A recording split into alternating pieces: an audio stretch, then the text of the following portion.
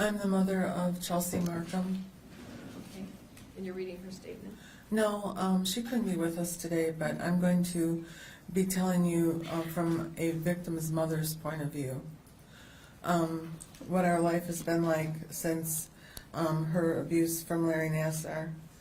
But I first want to tell you that my daughter was adopted from South Korea, and I got a call from our social worker that wanted to know if we would be willing to take a baby that had some medical issues in August of 1985, and we said yes. And at that time, we picked her up at the airport, and she had a fractured skull, and both of her ears were damaged.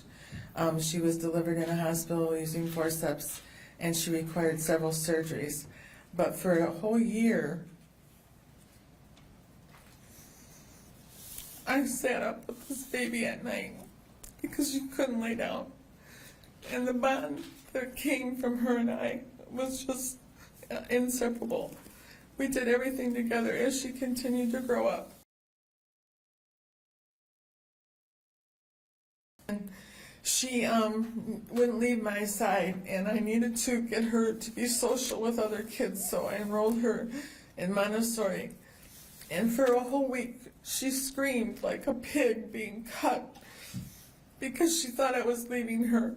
And finally, on the 5th day, she said, "Mommy, I know you'll be back." I said, "Yes, I will."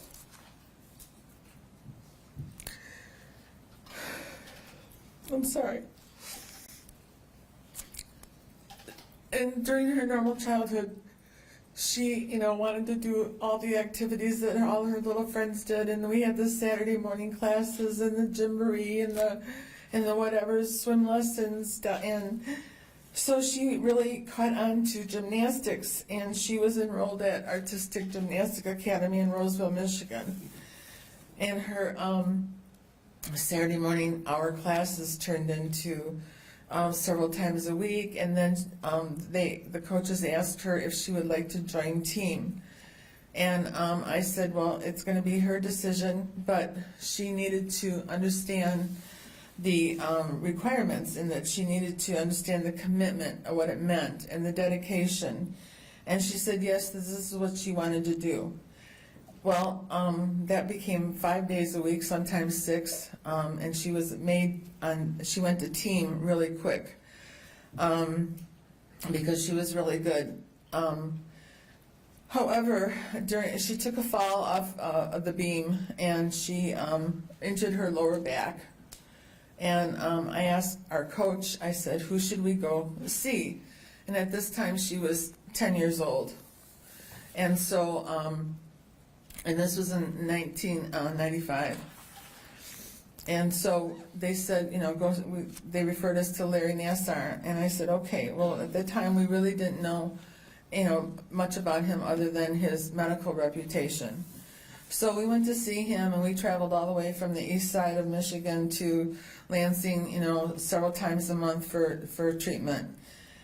The last time that we went to treatment, she was at that time 12 years old, and we had this thing, her and I, that we would, after her doctor visit, we would go to this little cafe in East Lansing and have lunch and enjoy each other for a while before we had that long drive back home. And so we got in the car, and I had been in the room with her during her examination, as usual. And I said, "Are you ready to go to lunch?" And she's like, "No, Mom, I just want to go home." And I said, "What's wrong? Are you in pain?" And she said, "Mom, I just want to go home." And I said, "Okay."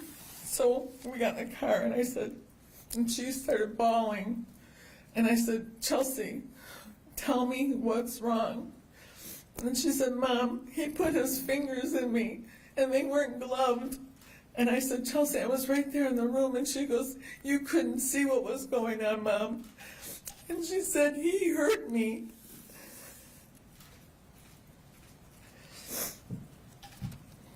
And I said, "Chelsea, we're going back right now." And I was literally going to drive across the median on 96. And she said, "Mom, please don't do that." I said, "Why?" And she said, "Because you don't understand. Everybody will know, and everybody will judge me, and the judges will know when I compete." And I said, Chelsea, I can't do that. I have to go back. Mom, please, we'll just find another doctor. And she begged me, and she's hysterical. And I said, okay. You know, I said, I'll talk to your dad about it, but I may end up going back, Chelsea. So she went back to the gym the next day, and I told her coach, his name was Tim, and I told Tim about it. And he said, oh no, that couldn't have happened. I've known Larry for years. And I said, well, Tim, it did happen. So I told him I just wanted him to know what had happened. So when I went up into the balcony and was sitting with the rest of the moms, I said, you know, did any of your girls see Larry Nassar for treatment? And a couple of them said yes. And they said, I said, did they ever say anything about unusual behavior on his part? And they said, like, no, you know, they gave me this look and I'm like, you lying to me. But anyways, that was neither here nor there at the time because they weren't going to say anything. So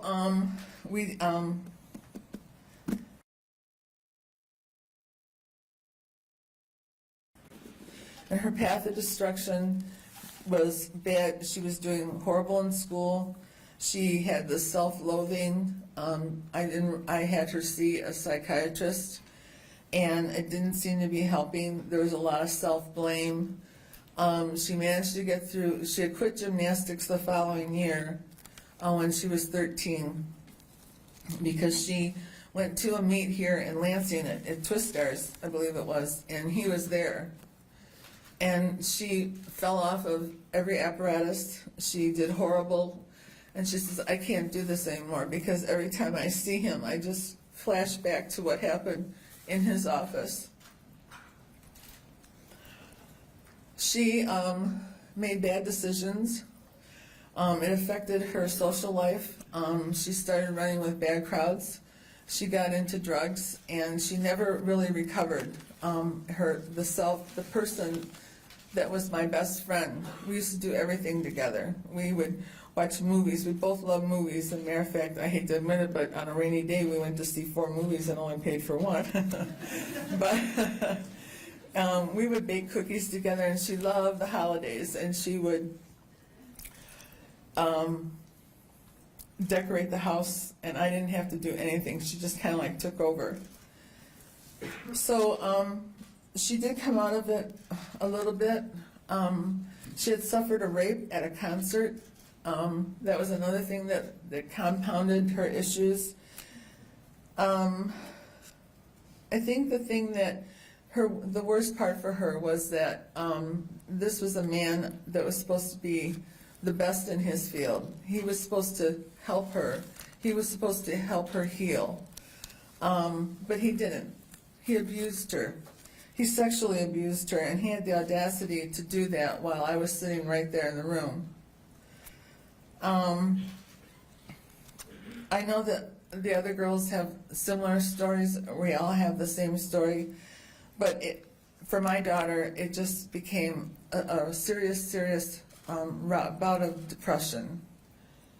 And so in 2009,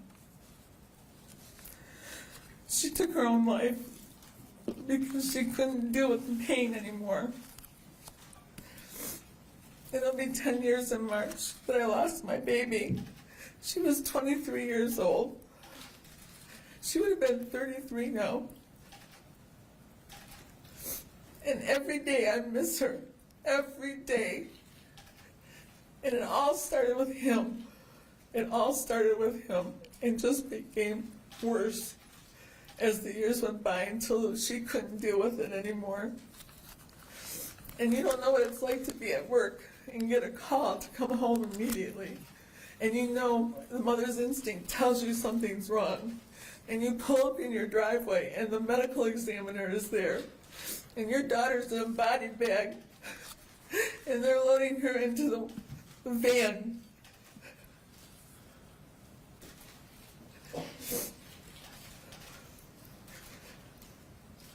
It has destroyed our family. We used to be so close.